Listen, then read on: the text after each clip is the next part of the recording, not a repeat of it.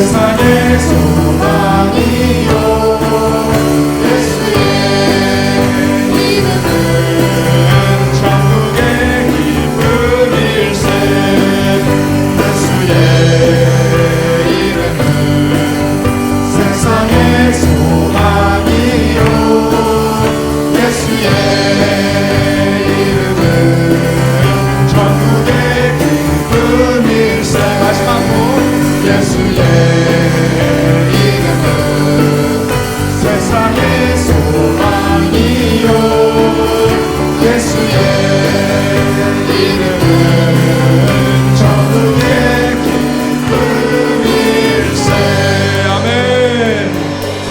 계속해서 예수 그리스도를 사랑하는 마음으로 힘차게 찬양하시겠습니다.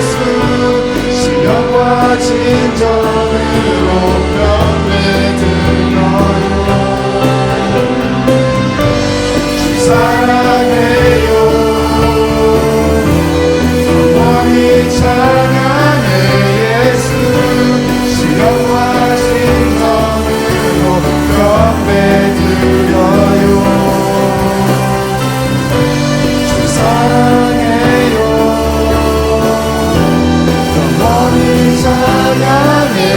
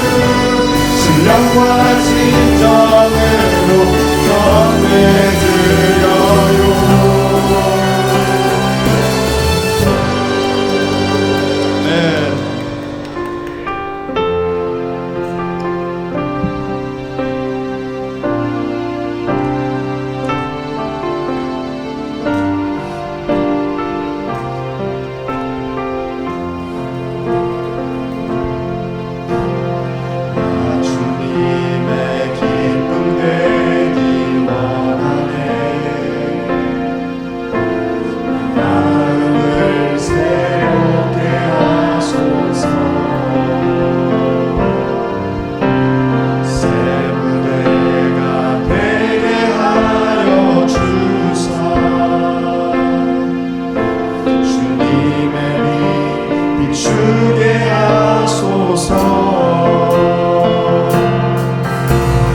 나 주님의 기쁨 되기 원하네. 내 마음을 새롭게 하소서. 새 무대가 되게 하여 주사. 주님의 빛 비추게 하소서. 내가 원하는 한 가지, 내가 원하는 한 가지, 주님의 기쁨이 되는 것. 내가 원하는 한 가지, 주님의 기쁨이 되는 것. 겸손히 내 마음 드립니다. 겸손히 내 마음 드립니다. 나의 모든 것 받으소서. 나의 마음을 끝끝이 씻어주사. 주의 길로 행하게 하소서. 내가 원하는 한 가지, 주님의 기쁨이 되는 것. 내가 원하는 한 가지, 주님의 기쁨이 되는 것. 손들며 찬양하시겠습니다. 내가 원하는 한 가지, 주님의 기쁨이 되는 것. 내가 원하는 한 가지, 주님의 기쁨이 되는 것. 마지막으로 내가 원하는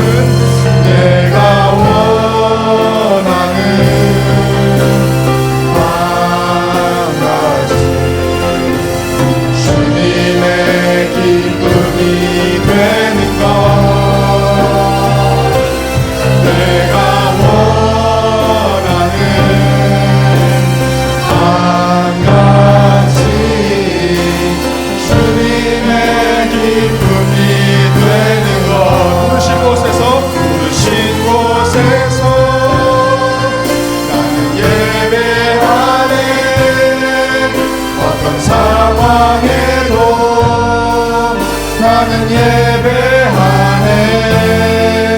부르신 곳에서 나는 예배하네. 어떤 상황에도 나는 예배하네. 부르신 곳에서 나는 예배하네. 어떤 상황에도 나는 예배하네. 부르신 곳에서 나는 예배하네. 어떤 상황에도 나는 예배하네. 따스한 성령님, 따스한 성령님,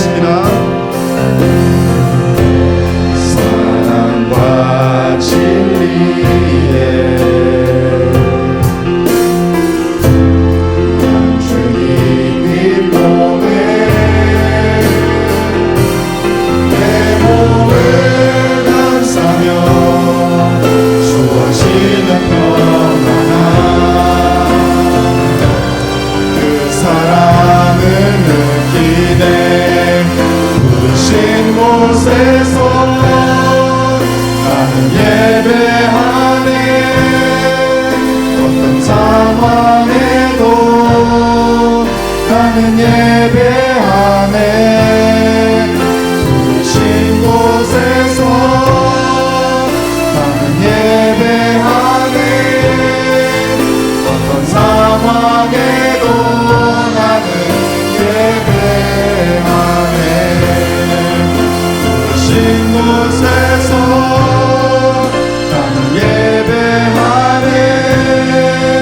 어떤 상황에도 나는 예배하네. 부르신 곳에서 나는 예배하네. 어떤 상황에도 나는 예배하네.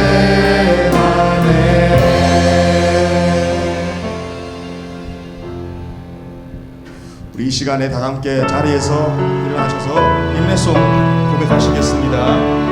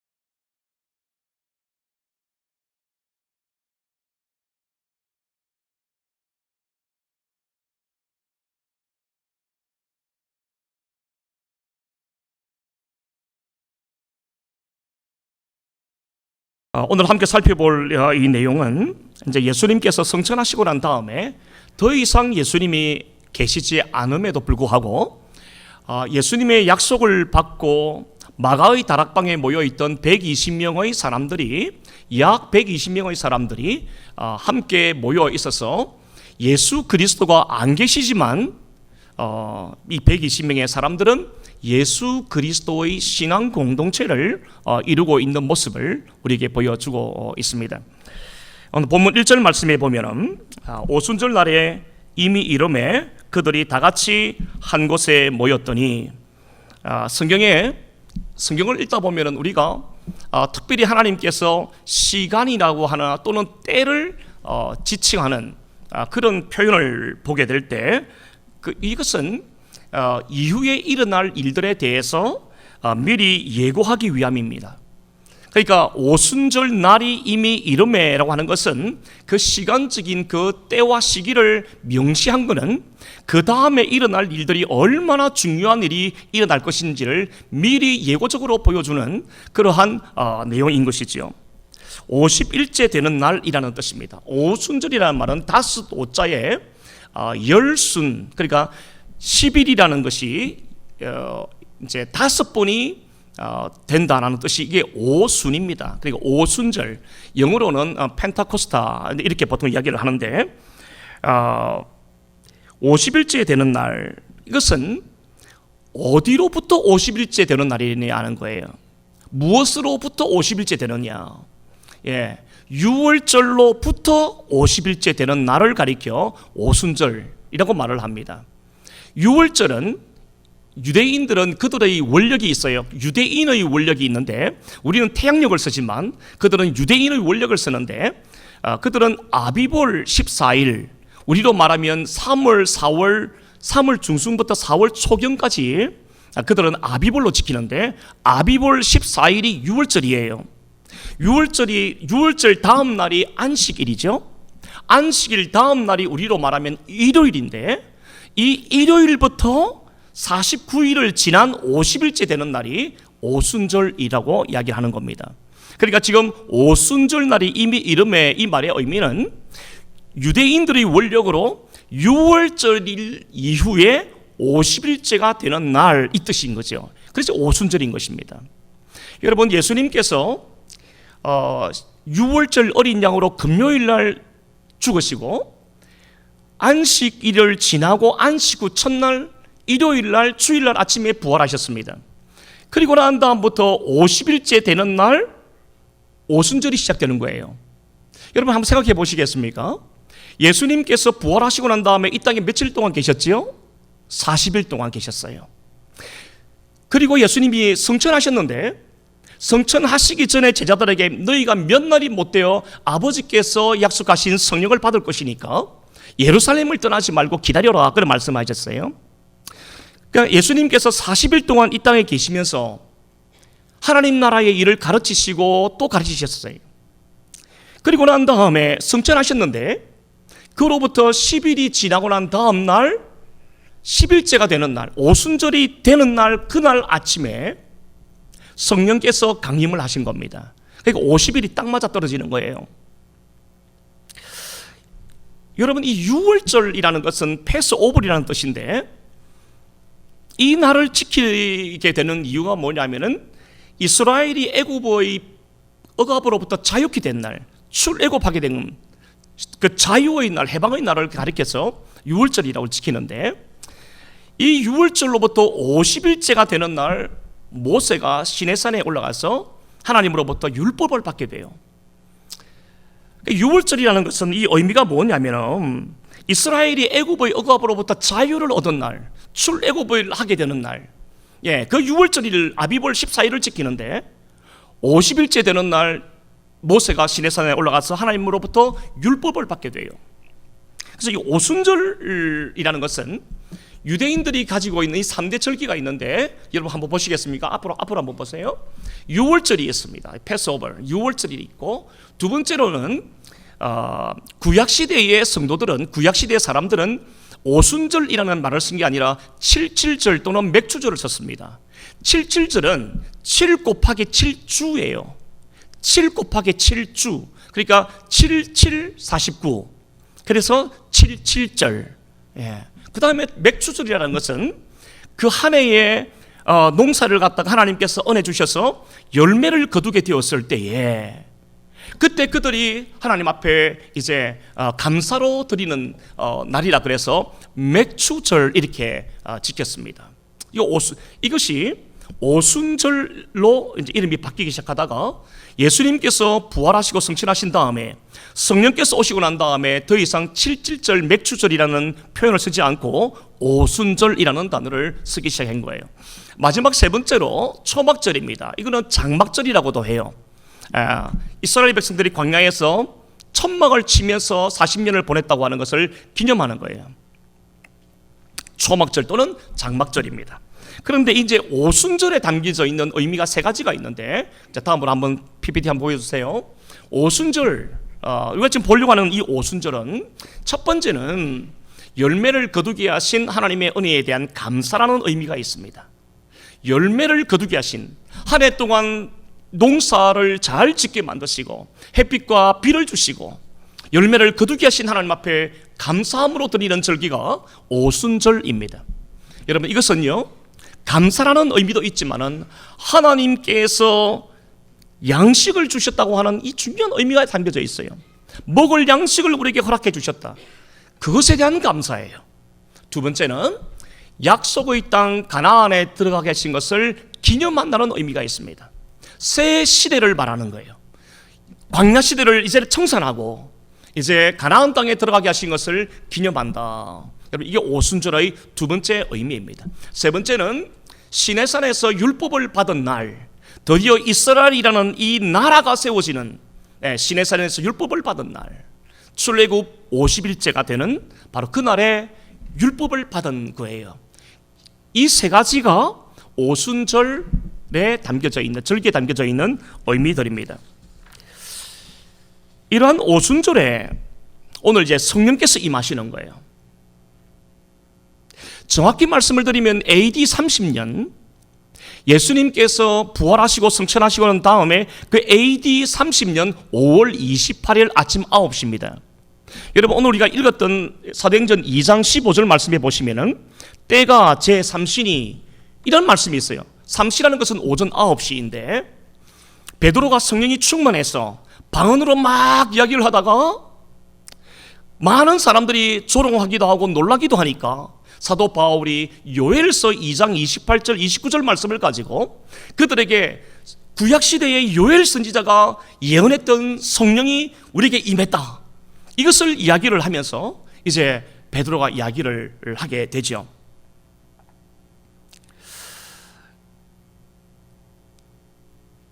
이러한 의미가 이 오순절 이 날에 임했다. AD 30년 5월 28일 아침 오전 9시에 이렇게 성경학자들은 대부분 다 동의를 합니다. 자, 이러한 오순절에 성령 강림이 이루어졌다는 것은 두 가지 면에서 매우 중요한 의미를 가지고 있다고 생각해요. 첫째는 오순절에 성령이 강림하셨다. 여러분, 세 가지 의미를 여러분 잘 보고 계시면서 말씀을 들으시면 좋아요. 어떻게 성령께서 강림을 하셨는데 6월절에 임하지 않으셨나? 장막절에 강림하시지 않으셨고 왜 오순절 날에 성령께서 강림하셨는가? 여러분, 중요한 의미가 있는 거예요. 오순절에 성령이 강림하셨다는 것은 사망의 권세에 매여 있는 사람들에게 성령 하나님인 어떤 분이시냐를 보여주는 거예요. 죄와 사망의 권세에 매여 있는 이 사람들에게 성령이 임했다는 것은 성령 하나님은 구원의 능력이 되신다. 그리고 영혼의 양식이 되신다.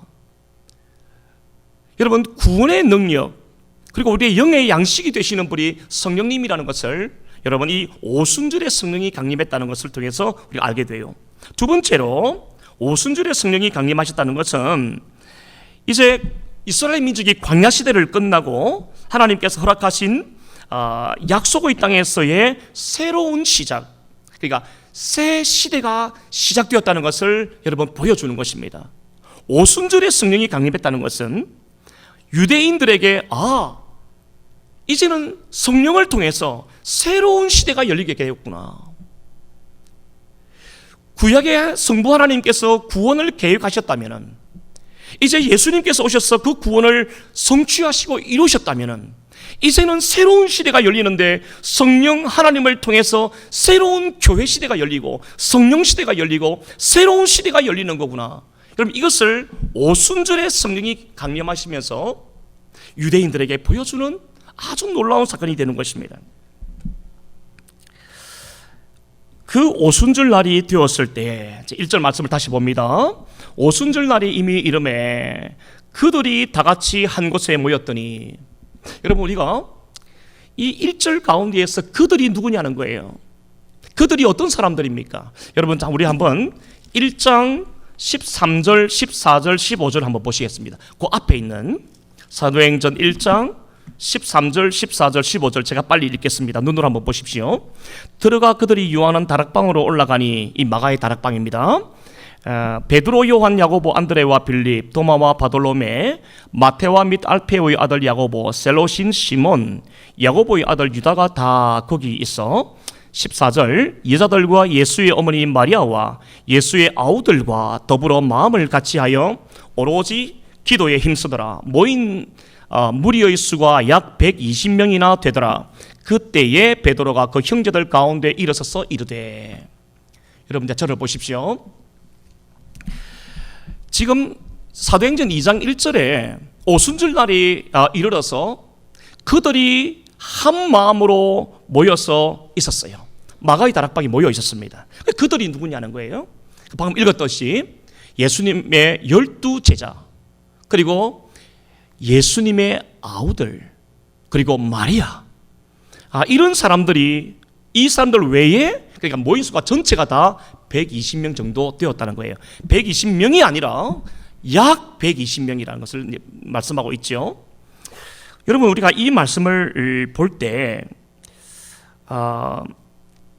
우리가 한번 좀 주목해야 될 것이 있는데, 예수님의 동생들을 여러분 기억하십니까?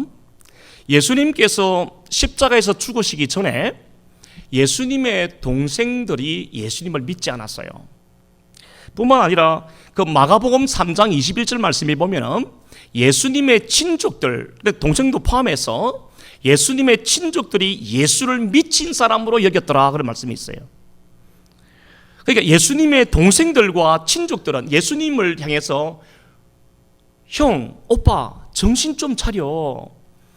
지난 30년 동안 열심히 목소질하고 엄마 복용하고 우리 잘 키웠는데 왜 갑자기 하나님이라 그래? 왜 갑자기 하나님의 아들이라 그래? 왜 메시아라 그래? 정신 좀 차려. 잘못하면 죽어. 이런 이야기를 한 거예요. 그냥 안 믿었다는 말이죠.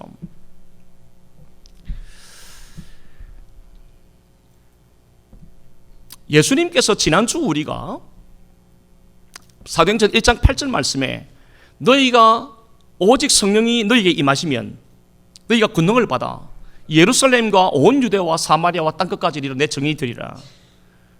그 예수님에게 있어서 예루살렘은 누구냐면 가족들이지 않겠어요? 그 예수님의 동생들이 몇 명이냐면 자기 밑으로 사남 이녀가 있었어요. 그러니까 자기까지 7명인 겁니다. 그러니까 마리아와 요셉이 7자녀를 낳은 거예요. 9 식구였던 거죠. 그 예수님께서 이 동생들을 어떻게 했을까? 여러분 궁금하지 않으세요? 예수님의 동생들이 예수님께서 죽으실 때까지 예수님 자기 형님 오빠를 미친 사람으로 생각했는데 그들의 이후의 삶이 어떻게 됐을까? 여러분 예수님의 제자 가운데 야고보와 유다라는 사람을 주목하셔야 되는데 야고보는 신약성경 야고보스를 기록한 사람이 돼요. 유다는 유다스를 기록한 사람이 돼요. 그 예수님의 동생들이 이 아우들이 뭐 있다 그러는데 그 당시에 여자는 죄송합니다만 인간 취급을 못 받았으니까 여기 카운트에서 빠졌어요. 그러니까 6 형제들이 다 어머니와 함께 마가의 다락방에 모여서 예수님의 말씀을 기억하며 오로지 기도에 힘썼더라. 무슨 말이냐면은 예수님께서 성천하시기 전에 자기 동생들 다 구원했다 이 말이에요. 자기의 예루살렘에 해당되는 그렇게 자기를 무시하고 미친 사람으로 취급했던 동생들을 끝까지 전도하고 올라가셨다는 말씀이에요.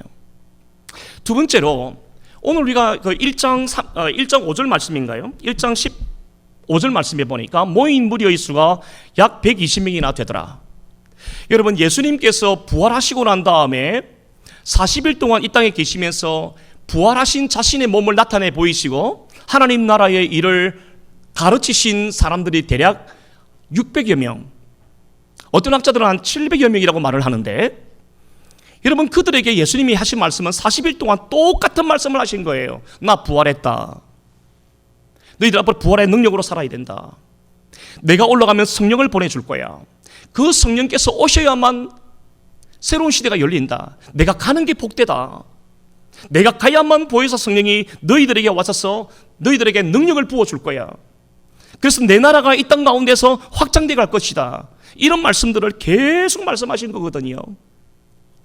그런데 여러분 들었던 사람이 그냥 600명으로 한번 생각해 보십시다.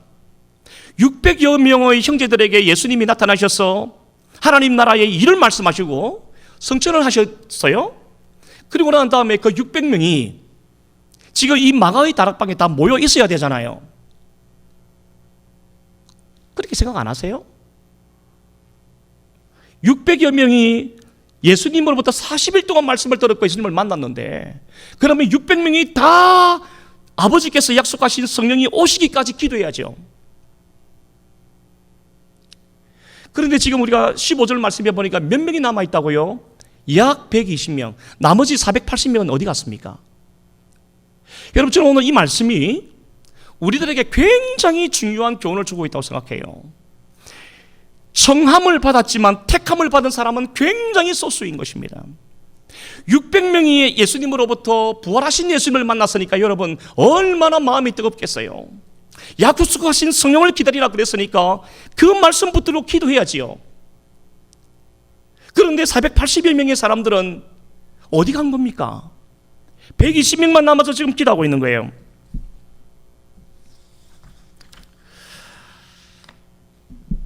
여러분 복음서는 예수 그리스도가 누구인지, 복음이 뭔지를 설명했지요. 사도행전은 성령이 임하셔야 된다, 성령 충만 받지 않으면 안 된다는 것을 가르치는 거잖아요. 성령을 통해서 교회가 어떻게 확장돼 가는지, 복음이 땅끝까지 어떻게 확장되어 가는지를 보여주는, 역사를 보여주는 게 사도행전인데, 저와 여러분들이 예수님을 믿었어요. 나는 이제 예수 믿었으니까 나는 이제 천국 갈 거야. 여러분, 그것으로 끝나면 큰일 나는 거예요. 나는 예수님을 믿었으니까 나는 이렇게 하니까 다 된 거지. 아니요. 우리 편에서는 예수를 믿은 게 전부인 것 같지만 하나님 편에서는 예수를 믿은 것은 시작점에 불과한 거예요. 시작점이에요. 그 이후부터 하나님이 우리를 생명을 거두고 하실 때까지 우리는 이 기간을 살아내야 돼요. 이 기간 동안 살아내야 되는 이거를 우리는 종말이라고 말할 수가 있다 그랬잖아요. 이 종말의 때에 우리는 어떻게 살아야 되느냐? 여러분, 성령 받지 않으면 안 되는 거예요. 성령 충만하지 않으면 안 되는 겁니다. 예수님께서 올라가시면서 약속하신 보혜사 성령이 우리 안에 내주하시고 더 충만히 거하셔서 우리의 생각과 우리의 마음을 붙드시고 바꾸시고, 그분이 우리에게 능력을 부어주셔서 이 악한 세상을 살아갈 수 있는 능력을 부어주시지 아니하시면 우리는 이 마지막 때를 살아갈 수 있는 힘이 없는 거예요. 그래서 성령 받으라는 거예요. 성령 충만하라는 것입니다. 여러분, 이 120명밖에 남아있지 않은 480명은 다 어디 갔어요? 오늘 저와 여러분들은 480명의 사람에 속합니까? 아니면 120명의 사람에 속하는 겁니까? 예수님을 믿었지만 여전히 내 마음대로 예수를 믿고 내 마음대로 예수를 생각하고 해석하는 사람입니까? 아니면 상황이 어떠하든지 간에 오늘 불렀던 찬양처럼 모든 상황에서 나는 예배하리라, 하나님을 예배하리라, 성령의 충만을 사모하고 성령님의 인도하심을 받으려 하고 성령께서 내 마음에 감동 주실 때 순종하고, 그러한 120명의 무리에 속해 있습니까? 우리 오늘 이 장면을 통해서 여러분 절대 놓쳐서는 안 되는 장면이 바로 이 장면이라고 생각해요.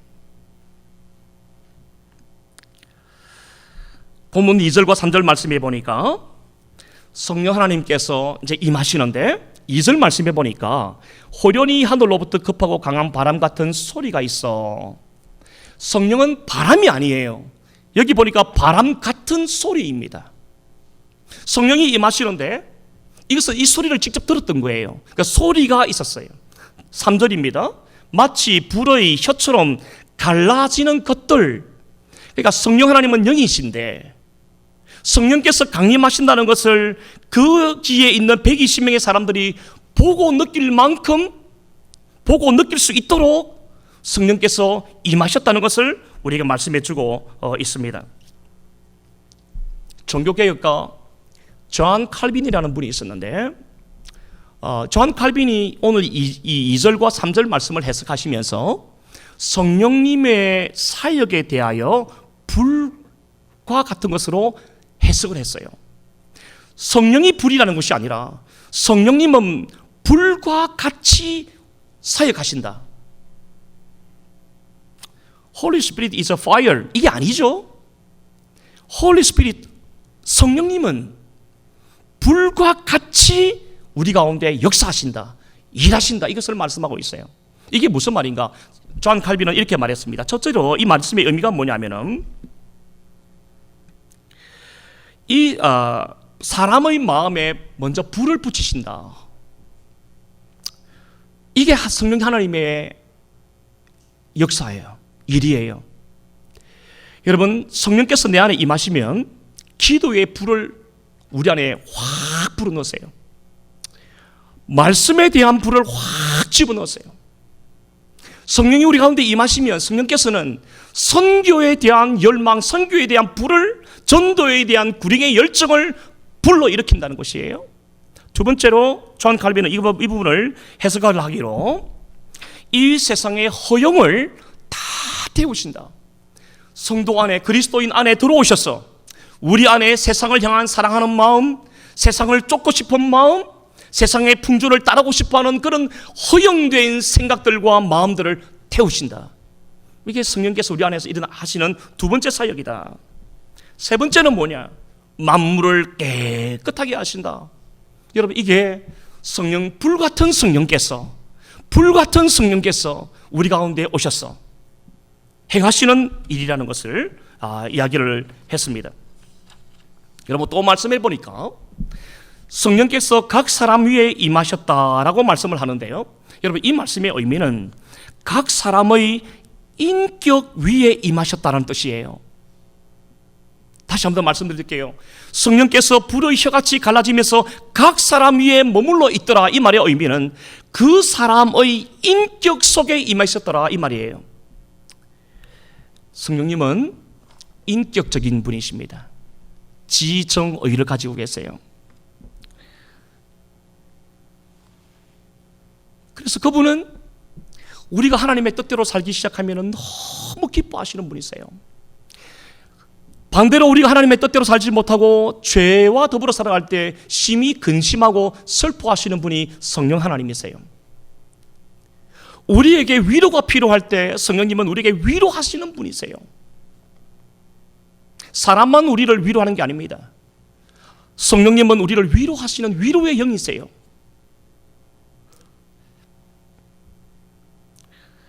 그래서 성령님을 가리켜 인격적인 분이시다.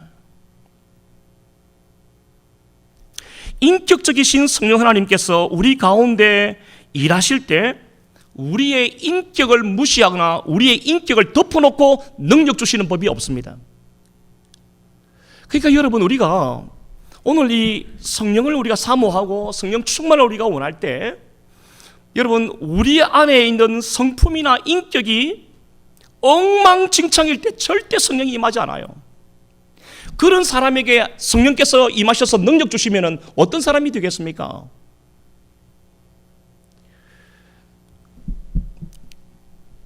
성령께서 우리한테 임하실 때는요, 우리의 인격을 변화시키십니다. 우리의 성품을 바꾸세요. 하나님은 성령 충만을 부어주시기 전에 우리의 인격과 성품을 다듬어 가십니다. 하나님의 때가 차기까지, 하나님이 우리를 서시기까지 우리를 연단하시고 우리의 모난 부분들을 깎아 가시는 거예요. 여러분, 은혜와 복을 부어주시기 전에 애통의 때를 살게 하십니다. 고난의 때를 살게 하세요. 정말 실패를 경험하게 하십니다. 그것을 통해서 우리의 소망이 오직 하나님께 있다는 것을 뼈저리게 깨달을 때까지 하나님은 우리를 애통의 때를 살게 하시는 거예요. 여러분, 성령 충만하다면 여러분은 어떤 것을 생각하십니까? 뭐 권능, 능력만 자꾸 떠올리시는데, 여러분, 성령 충만한 모습 중에 하나는 우리의 인격이 성숙하고 우리의 인격이 변화되게 되는 겁니다. 우리의 성품이 바뀌는데 어떻게 바뀌느냐? 온유하고 겸손하신 예수님의 성품을 닮아가게 만들어요. 이게 성령이 우리 안에서 충만케 할 때 일어나는 현상들입니다. 능력은 그 다음의 일이고요. 진실한 사람이 됩니다. 성령 충만하다는 것은 진실한 사람인 거예요. 성령 충만한 사람이 속일 수 있겠어요? 성령 충만한 사람이 죄를 밥 먹듯이 지을 수 있겠어요? 성령 충만한 사람이 사람을 속이고 할 수 있겠습니까? 성령 충만하다는 것은요, 다른 말로 말하면 진실한 사람이 되는 거예요. 성령이 충만하면 그 열매에 대해서 말합니다. 사랑과 희락과 화평과 오래 참음과 자비와 양선과 충성과 절제니. 뭐가 하나 빠진 것 같은데. 사희화오 자양충온절, 온유가 빠졌네. 그래서 9가지 열매가 내 속에 맺히는 거예요. 여러분, 뭐 능력이 나타나는 게 둘째 문제고 성령의 열매가 맺어지게 되는 것입니다. 성령이 충만할 때 이런 모습이 일어나는 거예요. 본문 5절 말씀해 보면은 이제 이렇게 말씀하지요. 5절입니다. 그때에 경건한 유대인들이 천하 각국으로부터 와서 예루살렘에 머물러 있더니, 성령께서 왜 오순절 날에 강림하셨는가? 여러분, 여기에는 놀라운 하나님의 섭리가 있습니다. 6월절에 성령이 강림 안 하시고 50일이 지나서 오순절이 시작되는 그날 아침 오전 9시에 성령께서 마가의 다락방에 임하신 것은 여기에는 우연히가 아니라 하나님의 놀라운 계획과 섭리가 그 안에 포함되어 있어요. 유대인들은 유월절보다 초막절, 장막절보다 훨씬 더 중요하게 여겼던 절기가 바로 이 오순절입니다. 그러니까 이 오순절이 되면은 디아스포라 유대인들이 세계 천하만국에서 다 돌아오는 거예요. 로마에 사는 사람들, 터키 지방에 사는 사람들, 구레네에 사는 사람들, 사마리아에 사는 사람들, 어느 나라에 살든지 간에 오순절이 되면은 이스라엘 사람들은 전부 다 고국으로 다 모입니다. 그러니까 예루살렘은 인산인해를 이루는 거예요. 하나님께서 이 오순절날을 성령 강림이 임하시는 날로 정하신 이유는 천하만국으로부터 왔던 경건한 유대인들이 성령이 임하시는 것을 보면서 요엘서 2장 28절 29절 말씀이 드디어 우리 가운데 성취된다는 것을 보게 하신 겁니다. 경건한 유대인들이 성령께서 요엘 선지자가 예언했던 그게 우리 가운데 완전히 이루어졌구나. 그게 뭡니까? 방언이 임하는 거잖아요. 각 나라의 언어로 말하기 시작하지 않습니까? 바벨탑 사건으로 인해서 하나님이 창조하신 언어가 천갈래 만갈래로 다 나뉘어지게 되었지만 오순절날 AD 30년 5월 28일 아침 9시에 마가 다락방에 임했던 이 성령이 임하심으로 말미암아 언어가 하나로 다시 되는 거예요. 희한한 일 아니에요? 흩어져 있던 사람들은 히브리어를 많이 까먹어 버렸어요. 그런데 그들이 고국에 돌아와 보니까 성령 받은 이 제자들과 120명의 사람들이 방언으로 말하기 시작하는데 하나님께서 앞으로 어떻게 하실 것인지에 대한 이야기를 이들이 방언으로 막 말하기 시작하는 거예요. 이 사람들이 깜짝 기절할 노릇이잖아요. 하나님이 이렇게 하신다고? 이 120명의 방언을 통해서 하나님이 앞으로 어떻게 이 역사를 이루어 가실지, 하나님의 일을 어떻게 이루어 가실지를 그 방언을 통해서 천하만국 사람들이 다 알아들을 수 있는 언어로 말씀하기 시작했던 거예요. 그러니까 이 사람들이 두 가지 반응이 나타나죠. 하나는 너무나 놀라는 거예요. 성령께서 임하셨구나. 탐복할 일이잖아요. 그런데 또 한 부류의 사람은 저들이 대낮부터 술을 먹었구나. 술을 처먹고 아침부터 저렇게 술 취해가지고 저짓을 하고 있구나. 그 전날에 뭘 먹었는지 모르지만은 아직도 술이 덜 깨가지고 지금 혀가 꼬여가지고 랄랄랄랄 하고 있구나 지금. 여러분 두 가지 반응이 나타난 겁니다. 사랑하는 여러분, 오순절에 성령이 임하신 것은 천하만인들이 모여있을 때에 그 마가의 다락방에서 들려오는 어마어마한 방언의 소리를 듣고 난 다음에 하나님께서 행하신 거구나. 요엘서가 정확하게 성취되고 있구나. 이제 그들이 성령이 강림하신 것을 보고 난 다음에 그들은 자기의 나라로 돌아가고 난 다음에 그곳에서 복음의 증인이 되는 겁니다. 하나님께서 이것을 노리신 거예요.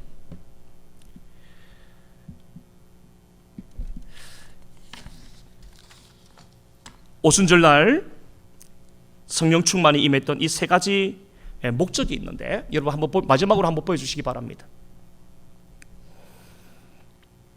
오순절날 120명의 사람들에게 성령께서 충만하게 그들 가운데 임하신 목적이 있어요. 첫 번째는 예수님의 구원 사역의 실질적인 완성입니다. 여러분 자 보세요. 이게 무슨 말이냐면은 예수님이 구원 사역을 덜 이루었다 이 말씀이 아니에요. 여러분 잘 들으셔야 됩니다.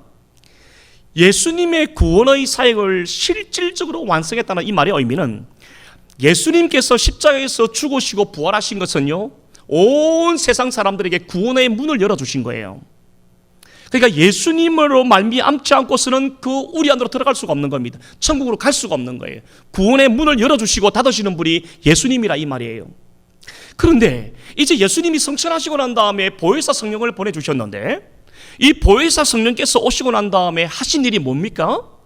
아버지께서 만세전에 영생 주시기로 작정한 영혼들, 하나님이 택하신 사람들에 대하여 이 성령께서 복음을 다시 듣게 하시고 예수 그리스도를 믿을 수 있도록 역사하시는 거예요.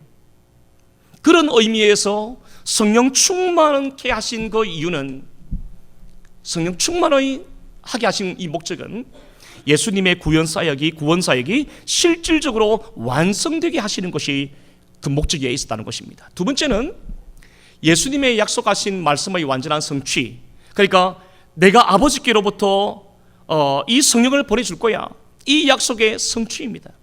예수님은요 1.1핵도 허투루 하신 말씀이 없으세요.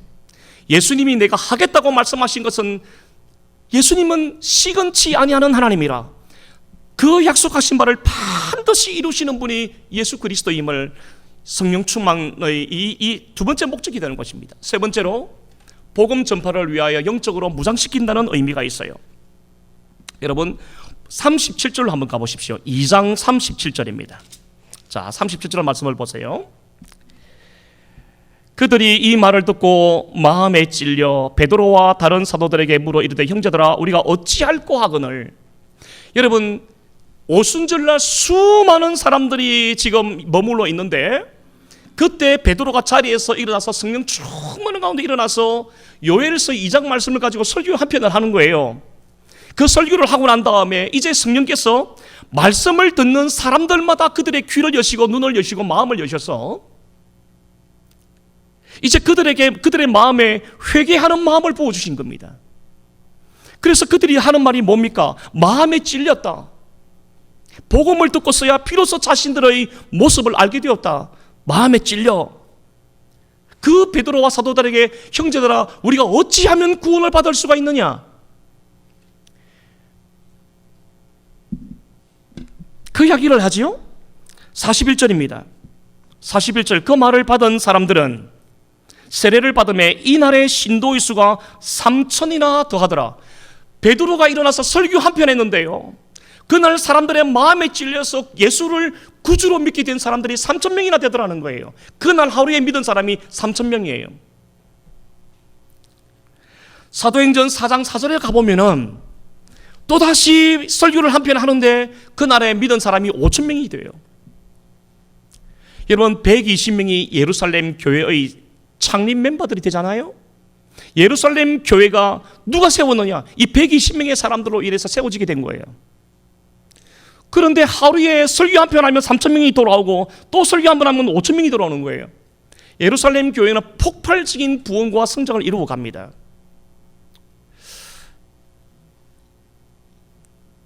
성령님은 우리가 성령을 받지 않으면, 우리 아름다운 장로교회와 이 땅에 있는 교회들이 성령의 권능을 힘입지 않으면 이 마지막 때에 예수 믿는 삶을 살아가기가 힘들어요. 수많은 유혹과 핍박이 찾아오는 이때에 우리의 정신을 빼앗아가는 것들이 지금 얼마나 많이 있습니까? 우리가 즐겨하는 것들이 세상에 얼마나 많이 깔려 있어요. 성령 받지 않으면 정신을 놓쳐버려요.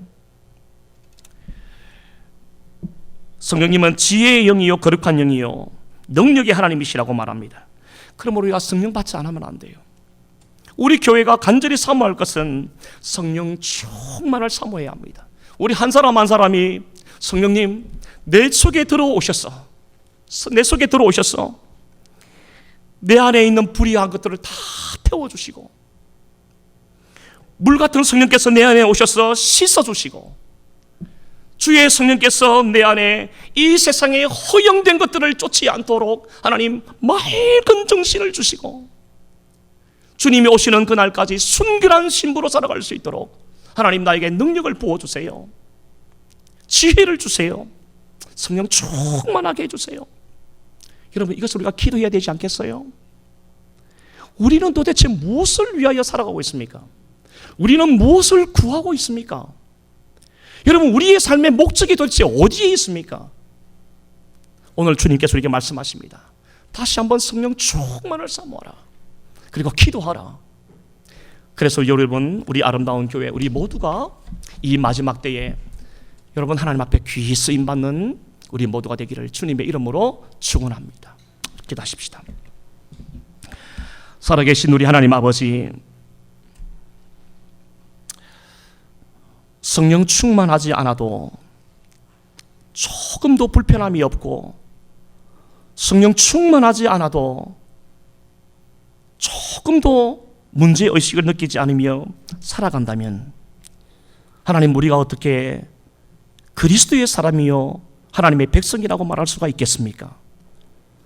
살아계신 하나님, 우리 아름다운 교회와 우리 성도님들을 불쌍히 여겨주셔서 정말 주님이 오실 때가 가까운 이때에 더 깨어있게 하시고 기름 준비 잘하게 하시고 성령 충만하여서 주님이 오실 때 나팔이 불고 천군 천사의 소리가 들릴 때에 아멘 주 예수여 오시옵소서, 담대한 믿음으로 주님을 맞이할 수 있는 우리 모두가 되게 하여 주시옵소서.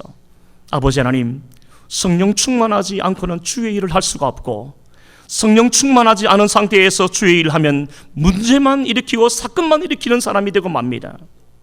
아버지여, 성령 충만하여 진실한 사람 되게 하시고 원수를 사랑하는 사람이 되게 하시고 성령 충만하여 주의를 성소하게 하시고 성령 충만하여 복음을 전하는 사람이 되게 하시고 기도하는 사람이 되게 하시고 말씀을 가까이 하는 삶이 되도록 아버지여 은혜를 베풀어 주시옵소서. 감사하오며 예수님의 이름으로 기도하옵나이다. 아멘.